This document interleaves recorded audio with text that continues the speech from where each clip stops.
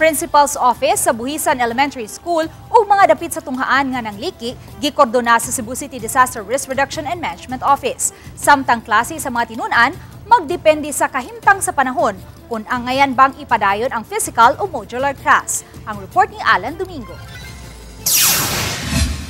Human gideklarar sa Cebu City Disaster Risk Reduction Management Council ang state of emergency sa Buhisan Elementary School tungod sa pagpangliki sa yuta kagahapon. Subling gisusi sa City Engineering Office ang dapit.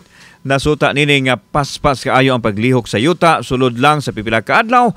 Busa girekomendar nini ang paghikling sa mga tinunan. Much better gid ang tibok. Much better gani atong ma-vacate gid unta. Dayon in the soonest possible time.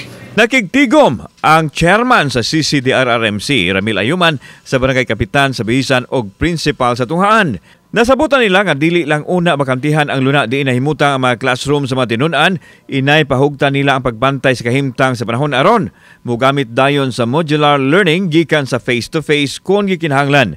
Sa panahon nga makasinati og kusog nga pag-uwan ilang ipatuman ang module apan kung maayo ang dagan sa panahon, padayon yung mosulod sa klase ang mga tinunan, apan monitoron yun ang ilang kahimtang.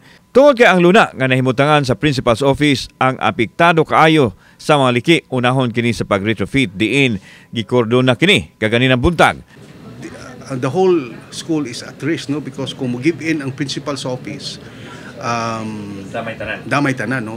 Blessing in disguise nga diha to report sa MGB, no, kay ug ato kung i-observe na kanang mo makakita tag mga cracks dili man sad na to ignore. For me, not necessary whole area moy ato ang ikuan gyud, no, now na to as a precautionary situation nga mahimo siyang ibawal na nato tanan.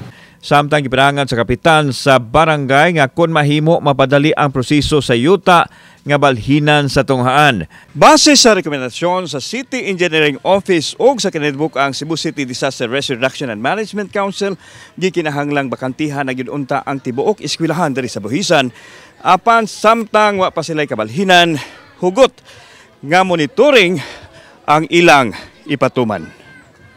Samtang gipadayag sa DepEd nga gitan-aw nila ang kaayuhan sa mga tinunan apan nang hinaot nga mahatagan og relocation ang eskwelahan aron dili mabalda ang klase sa mga estudyante. Posible nga mapangitaan og lugar nga safer para sa atong mga bata kay maka-cause manggod og tension, so to ease tension, so mao na.